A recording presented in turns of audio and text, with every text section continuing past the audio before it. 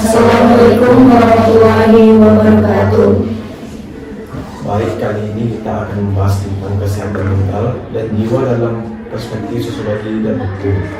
Sebelum masuk ke pembahasan tersebut, kami akan memperkenalkan diri. Bersama saya Ardiansa. Bersama saya Yeliani Soli. Saya Dina Fikasari. Saya Rizka Nanda Putri Larai. Saya Siti Fatimah Rasyanti. Baik, judul kali ini yang kami bawakan yang sangat cocok di kalangan menjadi sebanyak anak-anak kelahiran tahun 2000 sampai 2010 ini mengalami masalah kesehatan mental yang bisa berdampak pada masa depannya jika tidak ditangani dengan baik sejak dini. Bahkan sekarang sangat marak-maraknya terdengar di dunia maya, sosmed, dan platform di media lainnya kalau kita bahas tentang mental health tersebut. Baik, bagaimana tanggapan dari Putri tentang mental health? Baik, menurut saya, kesehatan mental adalah bagian dari kesehatan yang tidak bisa dilepaskan atau kesehatan yang paling penting bagi seorang. Jika kesehatan mental seseorang terganggu, maka berdampak pada kesulitan dalam mengendalikan emosinya, bahkan dapat mempengaruhi hubungannya dengan orang lain, kemampuannya dalam berpikir, atau bahkan pemicu munculnya keinginan untuk melukai dirinya sendiri. Nah, dan ada banyak juga penyebab-penyebab seseorang mengalami mental health atau gangguan mental. Misalnya seperti riwayat gangguan kesehatan jiwa, seperti tinggal di lingkungan yang tidak sehat. Kita tinggal di lingkungan yang tidak sehat ini juga termasuk dalam mental health. Jika kita tinggal di lingkungan yang toksik, misalnya toksik seperti meremehkan diri kita atau tidak memberikan empati kepada diri kita, adanya riwayat kekerasan seksual, fisik, maupun dari bentuk pelecehan lainnya, korban diskriminasi dan fitnah. Baik, jika saya menanyakan tentang pembelian yang marak-maraknya terjadi di lingkungan pelajar ataupun mahasiswa, bagaimana menurut Sipa tentang itu? Baik, menurut saya bullying ini perilaku yang tidak terpuji karena dapat merugikan si ekonomi juga, dan jika dibiarkan begitu saja, takutnya akan semakin banyak bullying dan takutnya juga bakal dinormalisasi oleh masyarakat. Karena bullying ini termasuk perilaku agresif yang dilakukan secara berulang-ulang oleh seseorang ataupun sekelompok orang terhadap orang yang lemah. Bullying dapat berupa kekerasan fisik, psikis, seksual, ataupun sosial budaya. Dapat dari bullying ini juga tidak merugikan si korban saja, si pelaku juga dapat dirugikan. Dampak negatifnya seperti gangguan kesehatan mental yang dijelaskan oleh teman kita tadi, mental atau penurunan prestasi akademik, bahkan bisa juga bunuh diri. Contohnya kasus penganiayaan dan pelecehan seksual terhadap siswa SMP di Jakarta oleh teman sekelasnya yang terekam dalam video dan viral di media sosial pada tahun 2020, dan juga contohnya kasus yang pernah viral akhir-akhir ini yang terjadi di Cilacap tentang siswa SMP yang dibully atau dianiaya oleh dua pelaku, yaitu kakak kelasnya sendiri secara keji. Bukankah artikel ini bertujuan untuk memberikan informasi terhadap hukuman bagi pelaku bullying berdasarkan undang-undang hukum pidana yang telah ditetapkan? Baik, Sipa, di Indonesia ini masih rentan sekali terhadap mental kalau ataupun bullying yang sering terjadi seperti yang dikatakan oleh Sipa. Tindakan bullying ini diatur oleh kitab undang-undang hukum pidana atau KUHP, dan ada beberapa pasal yang digunakan untuk menjerat perilaku atau diskriminasi. Mungkin di sini saya akan meminta penjelasan oleh Saudara Tika. Oke, pasal-pasal yang menjerat pelaku bullying antara lain adalah pasal 361 KUHP tentang tindakan penganiayaan, pasal 170 KUHP yaitu tentang pengeroyokan, dan pasal 310 dan pasal 311 KUHP tentang perundungan yang dilakukan di tempat umum dan mempermalukan harkat martabat seseorang. Lebih lanjutnya lagi, ada juga pasal yang mengatur tentang tindak bullying yang mengarah ke pelecehan seksual, yaitu pada pasal 289 KUHP tentang pelecehan seksual. Baik, Susanti, bagaimana jika pelaku korban, terutama pelaku masih di bawah umur, yang kita tahu bahwa anak di bawah umur dilindungi oleh undang-undang? Nah, kita sudah tahu semua bahwa bullying ini mudah terjadi di lingkungan SD, SMP, SMK atau SMK sederajat maupun di perkuliahan. Menurut saya, anak di bawah umur mereka akan dikembalikan ke orang tua mereka setelah dilakukan penyelidikan dan persidangan. Memang terdengar tidak adil, namun tentu saja anak yang sudah pernah disidang akan mendapatkan sanksi sosial yang sama beratnya, seperti dikucilkan dalam masyarakat, dihindari oleh teman-teman sekelilingnya, dan lain sebagainya.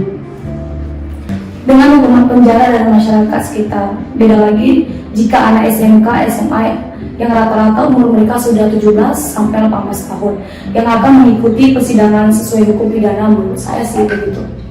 Baik, jika saya membahas bullying ini tidak akan habis-habisnya karena ini seperti budaya yang telah diterapkan oleh lingkungan sekolah atau harus dihilangkan. Namun hukuman saya tidak cukup untuk mencegah ataupun mengatasi bullying di lingkungan sekolah dan masyarakat juga, dan upaya-upaya lainnya melibatkan semua pihak-pihak terkait, guru, orang tua, siswa, pemerintah, dan lembaga perlindungan anak. Beberapa saran yang dilakukan menurut saya, dan mungkin juga teman-teman akan menambahkannya.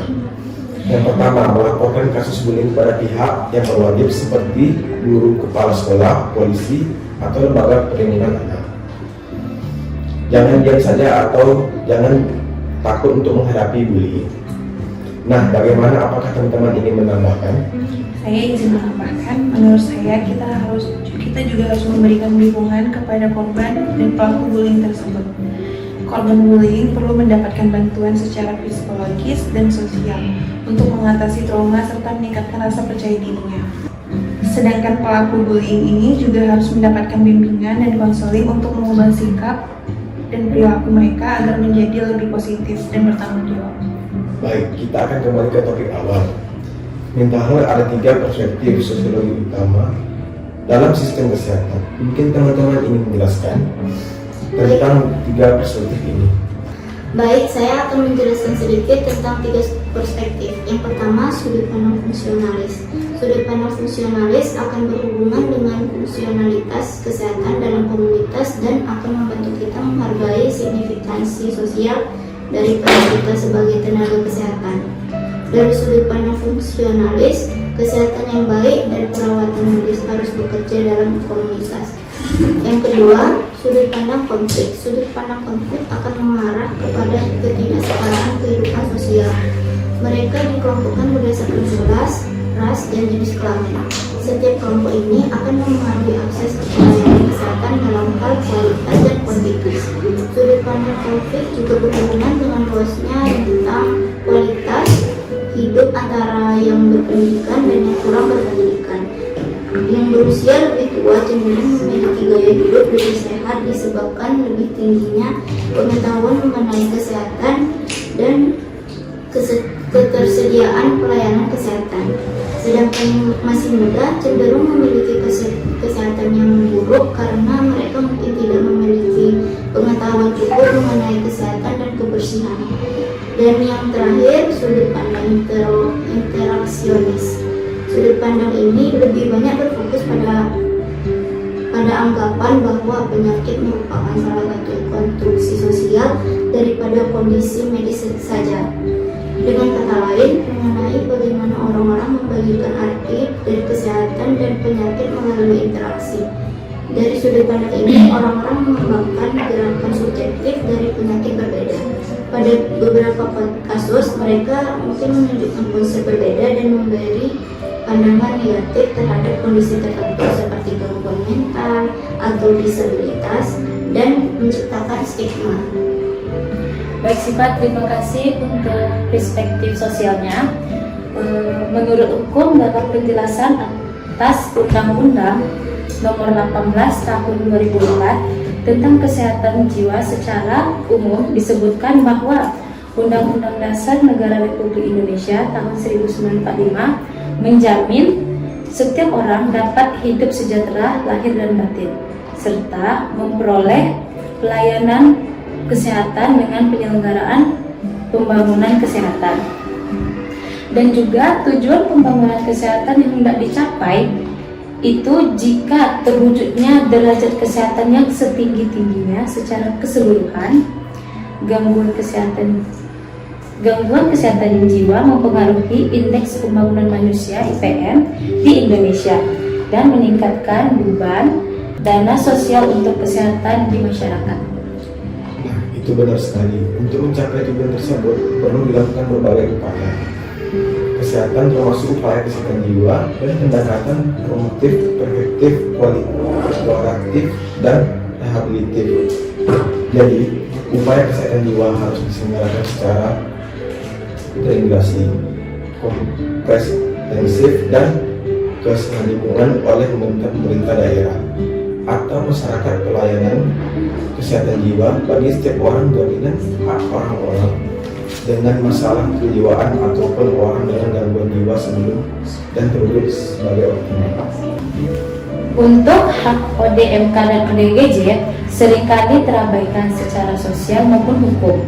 Secara sosial masih terdapat stigma di masyarakat sehingga menyembunyikan keberadaan anggota keluarga yang menderita dan juga menyembunyikan keberadaan anggota keluarga yang gangguan jiwa.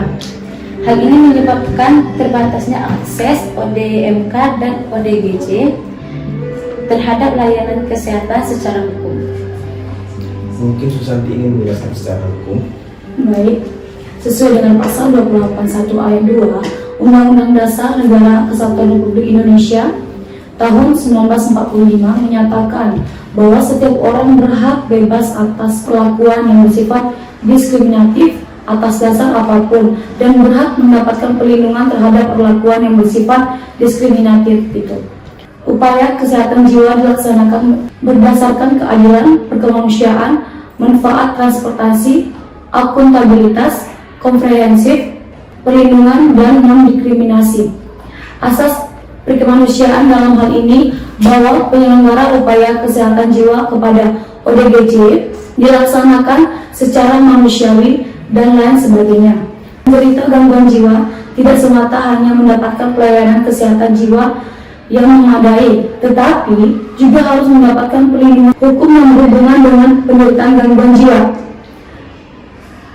Kasus di atas telah membuktikan bahwa kesehatan jiwa yang sudah semestinya harus mereka dapatkan guna untuk mewujudkan derajat kesehatan jiwa yang optimal. Menurut ketentuan pasal 3 Undang-Undang Nomor 18 Tahun 2014 tentang Kesehatan Jiwa menyatakan bahwa upaya kesehatan jiwa bertujuan untuk menjamin setiap orang dapat menikmati kehidupan kejiwaan yang sehat, bebas dari ketakutan, tekanan, dan gangguan lain yang dapat mengganggu kesehatan jiwa serta memberikan perlindungan dan pelayanan kesehatan jiwa bagi orang dengan masalah kejiwaan atau ODMK dan orang dengan gangguan jiwa ODGJ berdasarkan hak asasi manusia. Seperti itu yang bisa saya jelaskan dan sampaikan. Saya kembalikan kepada moderator. Baik, terima kasih kepada saudara Susanti atas penjelasannya. Di kesimpulan cara menjalani kesehatan mental menurut sosiologi seperti 1. Harga diri sendiri dengan tidak membagikan diri sendiri dengan orang lain. 2. Usaha untuk selalu melihat sisi positif dari suatu masalah. 3. Temukan cara terbaik mengelola stres untuk diri sendiri. Menulis buku harian atau berjalan-jalan bisa juga healing bro. 4. Mencari lingkungan yang bisa membawa kita ke hal-hal yang positif atau di lingkungan sekolah atau kampus yang ada namanya OSIS. Kalau di lingkungan rumah ada juga tuh kegiatan yang menarik yang positif bisa kita ikut. Baik, itu diskusi kami tentang kesehatan mental dan jiwa dalam perspektif sosiologi dan hukum. Kurang dan lebih kami mohon maaf. Assalamualaikum warahmatullahi wabarakatuh.